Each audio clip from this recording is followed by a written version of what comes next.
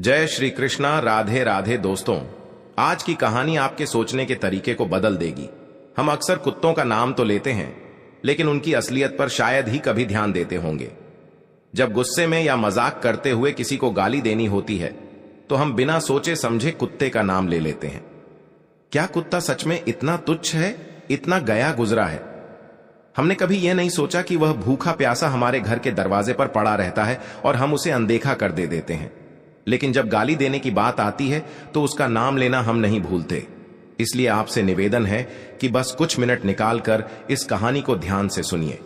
शायद यह आपको सोचने पर मजबूर कर दे और आपकी सोच में एक सकारात्मक बदलाव आ जाए। नमस्कार दोस्तों, स्वागत है आपका द प्रेमानंद ज्ञान में। एक नगर में रामू नाम का व्यक्ति रहता था।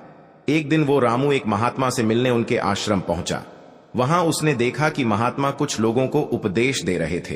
रामू ने महात्मा को प्रणाम किया और बोला, गुरुदेव, मेरे मन में एक सवाल है। महात्मा मुस्कुराए और बोले, बेटा संकोच मत करो, जो भी सवाल है खुलकर पूछो। रामू ने कहा, गुरुदेव, मैं जानना चाहता हूं कि कुत्ते को रोटी खिलाने से कौन से लाभ होते हैं।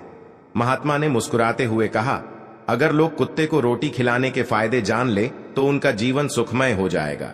कुत्ते को रोटी खिलाने से 8 बड़े लाभ होते हैं। जो इन फायदों को समझ लेता है उसे कभी दुखों का सामना नहीं करना पड़ता। महात्मा ने आगे कहा, बेटा एक कहानी सुनो। एक समय की बात है, एक भूखा प्यासा कुत्ता गांव के हर दरवाजे पर जाता, लेकिन कोई उसे रोटी का टुकड़ा तक नहीं देता। वह लाचार होकर इधर उधर भटकता रहता। एक दिन वह गांव के बाहर एक आश के आश्रम में पहुंचा। उसने आशी से प्रार्थना की, हे मुनिवर, मैं बहुत भूखा हूं, कृपया मुझे रोटी का एक टुकड़ा दे दीजिए। दासी ने पूछा, क्या तुम्हें गांव में किसी ने रोटी नहीं दी? कुत्ता बोला, मुनिवर, मैं क्या कहूं, कोई मेरी बात समझता ही नहीं। रश ने सहानुभूति से कहा, तुम्हारी पीड़ा मैं समझ सकता हूं, बताओ क्या हुआ?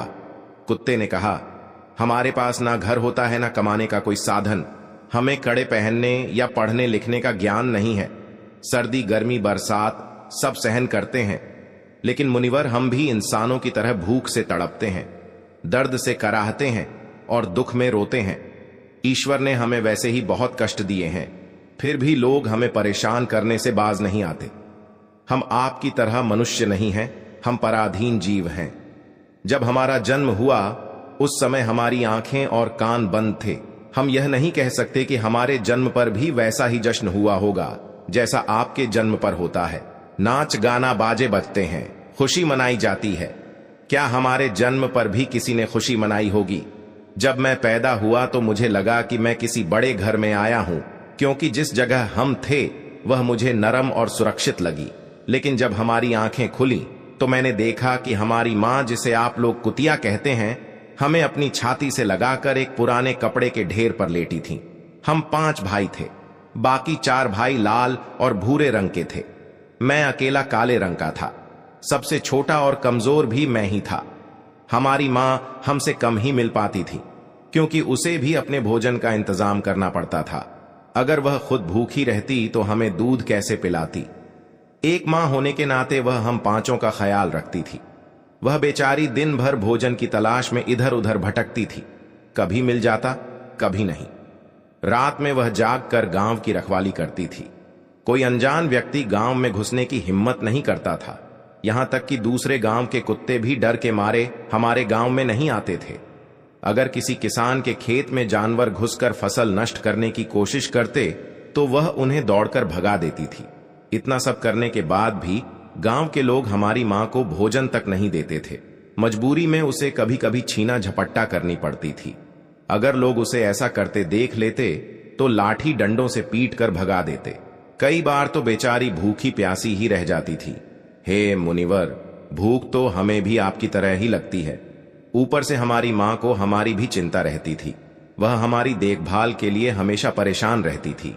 गांव वालों को देखकर भी उसका दिल नहीं पसीजता था। मजबूरी में वह चोरी से घरों में घुस जाती थी और अगर कुछ खाने को मिल जाता तो वहीं खाकर अपनी भूख मिटाती थी। लेकिन कई बार लोग उसे ऐसा करते देख लेते तो लाठी डंडे लेकर उसके पीछे पड़ जाते। कुछ निर्दय लोग तो उसे घर में बंद करके पीटते भी थे। हमारी मां का बुरा हाल कर देते थे। हे मुनिवर, हमारी मां ने किसी का क्या बिगाड़ा था। उसने सिर्फ भूख मिटाने के लिए भोजन चुराया था। चोरी करने का उसे कोई शौक नहीं था, पर पापी पेट हमें यह सब करने के लिए मजबूर कर देता है। एक दिन की बात है, बहुत जोरदार बरसात हो रही थी। ओले गिर रहे थे और ठंडी हवा चल रही थी। उस कड़ाके की ठंड में ठिठुर कर हमारे 3 भाई मर गए। उस दिन हमारी मां बहुत रोई थी, लेकिन मनुष्यों ने हमारी पीड़ा को नहीं समझा, क्योंकि उनके बच्चे थोड़े ही मरे थे। फिर वह कुत्ता कहता है, हे मुनिवर, अब हम सिर्फ 2 भाई रह गए थे। हमारी मां हम दोनों की अच्छे से देखभाल करने लगी। एक दिन उसी गांव में एक सेठ के घर दावत थी। वहां कई तरह की मिठाइयां बन रही थीं। सेठ जी के घर बहुत से मेहमान आए हुए थे। हमारी मां खाने की तलाश में बार बार वहां जाती थी, लेकिन लोग उसे दुत्कार कर भगा देते। किसी को उस पर इतना भी तरस नहीं आया कि उसे 1 रोटी ही दे दें। 1 रोटी देने से उनका क्या बिगड़ जाता। मेरी मां बार बार सेठ जी के आंगन में जाती और दूर खड़ी खड़ी देखती रहती। जब दावत शुरू हुई और भोजन परोसा जाने लगा, तो वह भी वहीं जाकर पूंछ हिलाने लगी। तभी भोजन परोसने वाला आदमी किसी काम से भीतर चला गया। मेरी मां दबे पांव रोटी लेने के लिए आगे बढ़ी, लेकिन तभी दूसरे आदमी ने उसे देख लिया और चारों ओर से लोग चिल्लाते हुए उसकी तरफ भागे। मेरी मां घबरा गई और भागने लगी, लेकिन उसे वहां से निकलने का कोई रास्ता नहीं मिला, क्योंकि सामने से लोग लाठी डंडे लेकर आ रहे थे। घबराकर मेरी मां दावत में भोजन कर रहे लोगों को लांघ कर वहां से निकल गई। हे मुनिवर, मेरी मां इतनी परेशान नहीं थी जितनी कि वहां दावत में बैठे लोग हो गए थे। वे सब उठकर खड़े हो गए और कहने लगे कि कुतिया के लांघ जाने से भोजन भ्रष्ट हो गया है। वे आपस में चर्चा करने लगे कि अब क्या किया जाए, क्योंकि खाना खराब हो गया है। सेठ जी तो फूट फूट कर रोने लगे। कुछ लोग कह रहे थे, भाई, कुतिया के लांघ जाने से भोजन खराब कैसे हो गया? उसने खाने में मुंह थोड़ी डाला है, वह तो बस ऊपर से लांघ कर गई है। शहरों में लोग तो कुत्ते पालते हैं, उन्हें घर में सुलाते और खाना खिलाते हैं, इसमें कोई बुरी बात नहीं है। लेकिन उनमें से कुछ लोग बड़े घरों के थे और उनकी बातों ने किसी की नहीं चलने दी। वे कहने लगे, भोजन तो भ्रष्ट हो गया है, यह अब तो खाने लायक नहीं है। आखिरकार उन्हीं की बात मानी गई और सारा भोजन गरीबों में बांट दिया गया। उस दिन मेरी मां को खूब पेट भर कर खाना मिला। ऐसा सुख उसने जीवन में कभी नहीं पाया था, लेकिन यही सुख उसके लिए बड़ी मुसीबत बन गया। भोजन करके वह वहीं आराम से लेटी थी। तभी सेठ डंडा लेकर वहां आ पहुंचा और उसे बुरी तरह पीटने लगा। उसे भागने का मौका भी नहीं मिला। डंडों की चोट से वह दर्द से चिल्लाने लगी। मां की चीख सुनकर पत्थर भी पिघल जाता, लेकिन उस निर्दय सेठ को जरा भी रहम नहीं आया। वह लगातार पीटता रहा। मां की आवाज पूरे गांव में गूंजने लगी। तब कुछ लोग वहां आए और सेठ से बोले, सेठ जी, जाने दो, भूख में तो आदमी की भी बुद्धि खराब हो जाती है। यह तो एक जानवर है, इसे अच्छे बुरे का क्या पता। अब इसे मारकर आपको क्या मिलेगा? लोगों के समझाने पर सेठ ने उसे पीटना बंद किया। बड़ी मुश्किल से मां हमारे पास लौटी। उसने आकर हमें सारी कहानी सुनाई। हम दोनों भाइयों ने सोचा कि कुत्तों का जीवन कितना कष्ट भरा है। आदमी एक रोटी के टुकड़े के लिए हमें चोरों की तरह पीटता है। कितने निर्दय हैं वे लोग जो हमारी पीड़ा नहीं समझते। फिर वह कुत्ता कहता है, हे मुनिवर, एक दिन की बात है। उसी गांव के बाहर एक ब्राह्मण ठहरा हुआ था। उसने अपने भोजन के लिए एक जगह चूल्हा बनाया और उस पर दाल चढ़ा दी। इसके बाद उसने आटा गूंद कर रख दिया और कुएं पर पानी लेने चला गया। इधर मेरी मां घूमते घूमते वहां पहुंच गई। उसने आटा देखा और सोचा कि शायद इसका कोई मालिक नहीं है।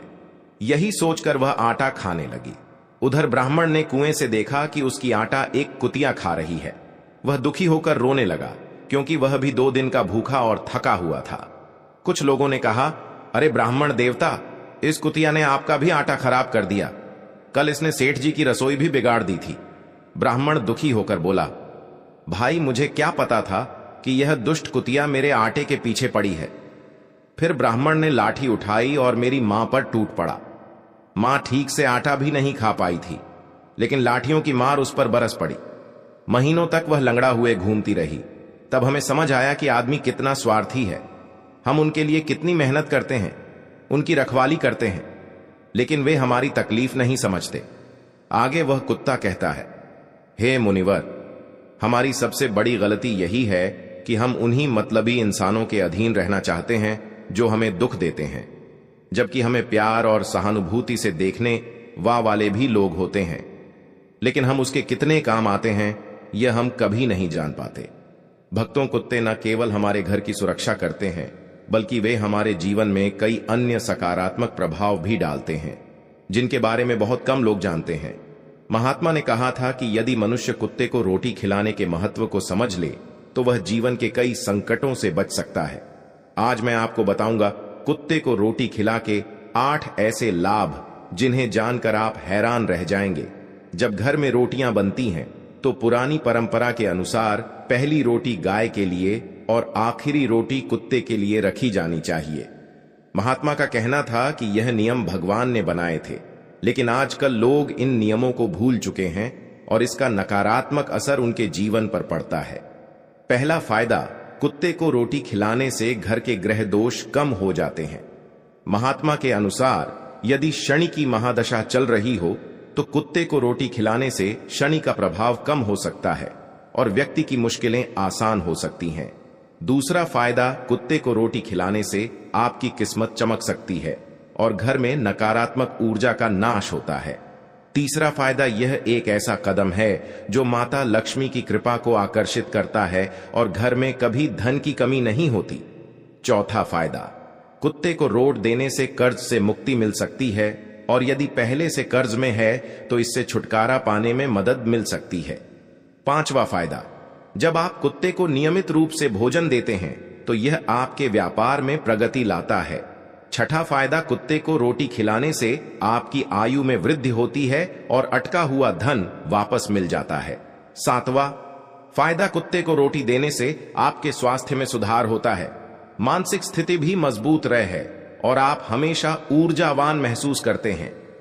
आठवां फायदा, भगवान को सभी जीवों की चिंता रहती है, इसलिए जब आप कुत्ते को रोटी खिलाते हैं तो भगवान प्रसन्न होते हैं और उनके आशीर्वाद से आपका परिवार सुखी रहता है। महात्मा ने यह भी बताया कि जब कुत्ता रोता है तो इसे एक अपशकुन माना जाता है। यह किसी संकट या अनहोनी का संकेत होता है, इसलिए कुत्ते को कभी भी दुखी नहीं करना चाहिए। तो दोस्तों, आपको यह जानकारी कैसी लगी? कृपया कमेंट सेक्शन में अपने विचार जरूर बताएं। यदि यह जानकारी पसंद आई हो तो द प्रेमानंद ज्ञान चैनल को सब्सक्राइब करना ना भूलें।